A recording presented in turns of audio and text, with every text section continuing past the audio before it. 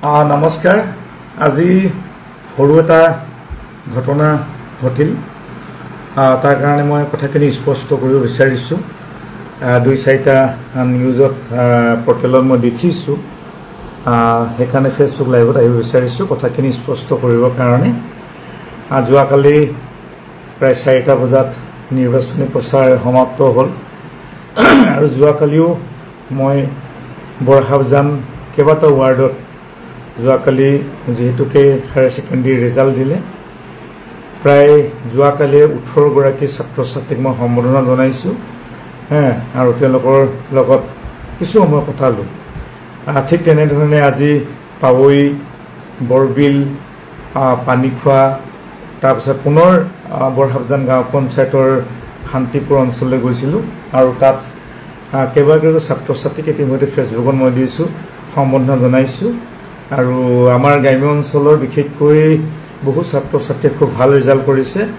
আমাৰ প্ৰায় 89, 91 এনেকুৱা ধৰণে। গতিকে সকলোকে সম্বোধনা জনাবৰ কাৰণে মই গ'লোঁ। আৰু ঠিক তেনেধৰণে শান্তিপুৰ 7 নম্বৰ ৱাৰ্ড, যিটো 7 নম্বৰ ৱাৰ্ড পৰে বৰহাবজান গাঁও পঞ্চায়তৰ, ঠিক এঘৰ মানুহৰ পৰা আমি ওলাই আহিছিলোঁ। কেইবাগৰাকী ব্যক্তিয়ে মোৰ লগত প্ৰায় 15-20গৰাকীমান গাঁৱৰ মানুহ গোট খাই আছিলে। ঠিক খোজকাঢ়ি আহোঁতে বৰহাবজান গাঁও পঞ্চায়তৰ 7 নং ৱাৰ্ডৰ প্ৰাক্তন সদস্যা, সেইটো সময়ত বিজেপিৰ আছিলে, জোনমণি মৰাণ। আৰু সেই জোনমণি মৰাণ আৰু তেওঁৰ স্বামী হিমান্ত মৰাণ আৰু দেউৰেক হীৰকজ্যোতি মৰাণ, তিনিগৰাকীয়ে গৈ যি ৰাস্তাত খোজকাঢ়ি আহিছিলোঁ তাতে তেওঁলোকে ভিডিঅ' কৰি আছিলে। মই একো কৰা নাই, মই ভিডিঅ' কেলৈ কৰিছোঁ, ভিডিঅ' কেলৈ কৰিছোঁ। তাত তেওঁলোকে এটা কথা কৈছে, কেলৈ নিৰ্বাচন প্ৰচাৰ চলাবলৈ আহিব, কিয় কৰিব, বা আপোনালোকে এতিয়া নিৰ্বাচন শেষ হ'ল। মই এটা কথা ক'লে, আমি নিৰ্বাচন নহয় যে আমি হেৰি কৰিবলৈ আহিলোঁ সম্বোধনা জনাবৰ কাৰণে। আৰু যেনেধৰণে আপোনালোকে ভিডিঅ'টো ভালকৈ চাব, যেনেধৰণে অবাইচ মাত মাতি হাজবেণ্ড, দেউৰেক আৰু তাই যিমান উগ্ৰভাৱে আমাৰ মানুহখিনিক ব্যৱহাৰ কৰিছে, আপোনালোকে ভিডিঅ'টো চাওক। তাই দিয়া ভিডিঅ'টো আপোনালোকে চাওকচোন, মুখৰ মাত চাব, অশ্লীল ভাষাৰে। গতিকে মই ভাবিলোঁ, কাৰণ তেওঁলোকে যা তা কৰিব পাৰে, কাৰণ তাইৰ ৰেকৰ্ড আছে, তাইৰ বহুত ৰেকৰ্ড আছে, যা তা কৰিব পাৰে। সেইকাৰণে গাড়ীখনত উঠি আৰু গুচি আহিলোঁ। তাই বাৰম্বাৰ গৈছে প্ৰচাৰ চলাবলৈ। প্ৰচাৰ চলাবৰ কাৰণে কি আছে? এতিয়াতো একোৱেই নাই। নিৰ্বাচন যোৱাকালি সমাপ্ত হৈ গৈছে প্ৰচাৰ কাৰ্য, আৰু প্ৰচাৰ নতুনকৈ চলাবলৈ কি আছে? আৰু গোটেই সমষ্টিটোত, সমগ্ৰ অসমৰ লগতে ডিগবৈ সমষ্টিত প্ৰতিটো আঞ্চলিক পঞ্চায়তৰ সদস্যা, জিলা পৰিষদৰ 4গৰাকী ব্যক্তি, মই আজিও কৈছোঁ ফেচবুক লাইভত, মই আজিও কৈছোঁ কালিলৈ নিৰ্বাচন আছে, 11 তাৰিখে গোটেই কথা স্পষ্ট হ'ব। গতিকে নতুনকৈ প্ৰচাৰ কৰিবলগীয়া নাই। তেওঁলোকে এটা ইছ্যু বনাই আছে, মানে যে বদনাম কৰিব লাগে, নিউজত দিব লাগে। মই এটা কথা আপোনালোকে চাওকচোন, মই ক'ৰবাত না মিটিং কৰিছোঁ, না কাৰোবাক মই কিবা প্ৰলোভন দিছোঁ, বা মই আমাৰ বিজেপিৰ কিবা কথা তাত বক্তব্য ৰাখিছোঁ। ক'তোতো বক্তব্য ৰখা নাই, ক'তো কোৱাও নাই। ৰাস্তাত আগুচি ধৰি যেনেকুৱা ধৰণে মানে অভদ্ৰামী কৰিছে, গতিকে সেই অভদ্ৰামীৰ পৰা পৰিত্ৰাণ পাবৰ কাৰণে মই আচলতে গুচি আহিলোঁ। কাৰণ ময়ো কাজিয়া কৰিব পাৰিলোহেঁতেন, মই মোবাইল কাঢ়িব পাৰিলোহেঁতেন। দেখিলে মই ক'লোৱে বাৰম্বাৰ, তেওঁলোক কোনো ৰাইজ নাই, অকল তেওঁৰ হাজবেণ্ড হিমান্ত মৰাণ, তেওঁৰ দেউৰেক হীৰকজ্যোতি মৰাণ আৰু তাই, আৰু তাইৰ লগত কোনো নাই। মানে সেই তিনিগৰাকীয়ে থাকে, আৰু ক'ৰবাত কাজিয়া সেই তিনিগৰাকীয়ে কৰেগৈ, ৰেকৰ্ড আছে কাজিয়া কৰা। গতিকে গুচি আহিলে সেইকাৰণে স্পষ্ট কৰিছোঁ। আৰু বিশেষকৈ নিউজ চেনেল সাংবাদিক বন্ধুসকলক এটা কৈছোঁ, এটা চেনেলত দেখিলোঁ, সেইটোৱে অকণমান দুখো লাগিছে, হাঁহি উঠিছে, যে সুৰেণ ফুকনক, ডিগবৈ বিধায়কক পহু খেতা দিলোঁ। এইটো একেবাৰে গোকাত মিছা কথা। পহু খেতা দিবলৈ যাক মানুহ হ'ব লাগিব, গাঁৱৰ মানুহ আহিব লাগিব, মোৰ বিৰুদ্ধে কিবা আচৰণ বিধি উলংঘা কিবা প্ৰমাণ দিব লাগিব, বা মই ক'ৰবাত বক্তব্য দিব লাগিব। গতিকে এইটো ভুল তথ্য পাইছে আপোনালোকে, ভুল তথ্য দিছে, তথ্যটো পোৱাই নাই। গতিকে পহু খেতা অকাৰণত এনেকুৱা শব্দ প্ৰয়োগ নকলে ৰাইজে আপোনালোকৰ মনৰ পৰা গুচি নাযাব। সেইকাৰণে এনেকুৱা শব্দ প্ৰয়োগ নকৰিব। ইয়াত কোনো পহু খেদাও দিয়া নাই। গোটেইখিনি মানুহ মোৰ লগতে আছে, ভালকৈ চাওক, এটা বাক্যও কৰা নাই। আৰু তাইৰ বিষয়ে যদি কওঁ, মই বহু কথা ক'বলৈ, চব কথা নকওঁ। যোৱাবাৰ ভাৰতীয় জনতা পাৰ্টিৰ টিকেটটো ময়ে দিছোঁ।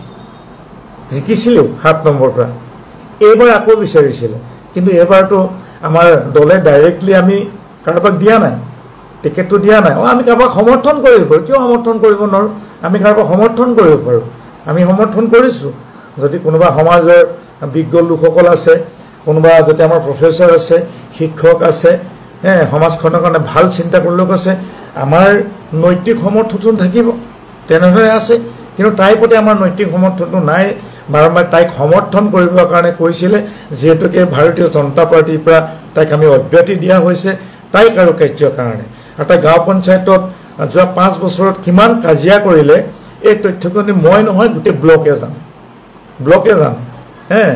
ব্লকে জানে আৰু আটাইতকৈ ডাঙৰ কথা প্ৰধানমন্ত্ৰী আৱাস গৃহ ঘৰ যিটো 1,20,000 ঘৰটো নিৰ্মাণ কৰে 1,30,000 আৰু 20,000 জব কাৰ্ড দিয়ে কিমান ঘৰৰ পাছবুক তাই হাতত আছে তাই ক'ব পাৰিব নেকি কওকচোন আপোনালোকৰ ওচৰত বহু মানুহে আমাৰ লগত এতিয়াও মানুহ আছে তেওঁলোকৰ এতিয়াও পাছবুক তাই হাতত আছে জব কাৰ্ডৰ বহু মানুহৰ টকা তাই দিব পৰা নাই হয়নে এটা সম্পূৰ্ণ দুৰ্নীতিৰ লগত লুটুৰি পুটুৰি হোৱা সেইগৰাকী প্ৰাক্তন সদস্যা গতিকে আমি এইখিনি কথা কোৱাও নাই মোৰ ৰেকৰ্ডো নাই মই কোৱাও নাই গতিকে তাই আজি যিটো তাই আকৌ নিৰ্দলীয়ভাৱে উঠিছে তাই আচলতে হীন মান্যতাত ভুগিছে নহ'লে তাই ঘৰ এটা জেগাত আছে তাৰ পৰা গৈ কিনে 3 কিলোমিটাৰত গৈ য'ত নেকি মই সম্বৰ্ধনা বিচাৰি ৰাস্তা আহিছোঁ মোক খেদি তেনেকৈ অপবাদ মিছা অপবাদ অশ্লীল বাক্যবান কোনেও মানে সুস্থ মগজৰ মানুহ কোনো নকয় আপোনাৰ তাই ব্যৱহাৰটো তাই নিজে পৰিচয় দিছে কিন্তু মই এটা শব্দও কোৱা নাই মইতো কাজি ল'ব পাৰিলেহেঁতেন মোৰ লগতো চিকিউৰিটি আছিলে মোৰ লগতো বহুত মানুহ আছিলে ৰাইজ আছিলে তাইৰ লগত ৰাইজ নাই ওলোটা কথাটো কৈছে ৰাইজ মোৰ লগত আছিলে কিন্তু মই ৰাইজক ক'লে একো ক'ব নালাগে দেই একো ক'ব নালাগে তাই বেচেৰা কাইলৈ ইলেকশ্যনটো হ'ব 11 তাৰিখে ৰিজাল্ট হ'ব ৰিজাল্টত বেয়াকৈ হাৰিব তেতিয়া কি ৰূপ লয় ঠিক নাই সেইকাৰণে এতিয়া নক'ব কাক কামোৰে কাক মাৰে ঠিক নাই তাৰমানে দেই তাক কামুৰিব তাই কামোৰ মাৰিবই যিটো ব্যৱহাৰ মই আপোনালোকে নেদেখিলে তাই নিজে যেতিয়া হাজবেণ্ড আৰু দেউতাকে কৰিছিল তাই যেনেকৈ ধৰণে মোক কামুৰিবলৈ আহিছিলে নহয় আজি হাজবেণ্ডে সেইটো অঁতৰাই দিলে কাৰণ মোৰ মানে ভিডিঅ' কৰা নাই ভিডিঅ' কৰি দেখালে মানে একদম মানে যেনেকুৱা চোচা মই ভাবিলোঁ পলোৱাই ভাল যোৱাই ভাল এই কথাখিনি ক'লোঁ এইটো সম্পূৰ্ণ ভুল তথ্য সাংবাদিক বন্ধুসকলক কৈছোঁ এইটো কোনো নিউজেই নহয় আৰু যোৱাকালিৰ পৰা আজিলৈকে মোৰ ফেচবুকত আছে